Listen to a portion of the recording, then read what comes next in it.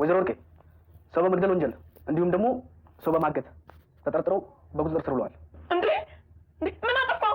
እንዴ ለምንድን ነው በቁጥጥር ስር የምታውለኝ? እንዴ ምን አጠፋው? ማንንም አልገደልኩም፣ ማንንም አላፈንኩም። ወይዘሮ ወርቄ እባክዎትን ይጡ። ከቤት ወዴትም አልሄድም። ልጅ አሳልፎ አይሰጠኝም። የኔ ልጅ ለእናቱ ተከራከርላት፣ እናት እንድትታሰር አትፍቀድላት። ወይዘሮ ወርቄ እባክዎትን። ምንም ማስረጃ የለህም? አለኝ። የለህም? ያሉትን ማስረጃዎች በሙሉ ብር ሰጥቼ አጥፍተሃቸዋል። አላጠፋሁትም። ምን? ብሩን ተቀብዬዎታለሁ፣ ማስረጃውን ግን አላጠፋሁትም። ብሩን ተቀብለኸኛል እኮ። ብሩን ተቀብዬዎታለሁ፣ ማስረጃውን ግን አላጠፋሁትም። ምን? እንዴት? አላጠፋሁትም፣ እስካሁን አለ እጄ ላይ። ብሩስ? ብሩም ቢሆን በኤግዚቢትነት ተቀምጧል።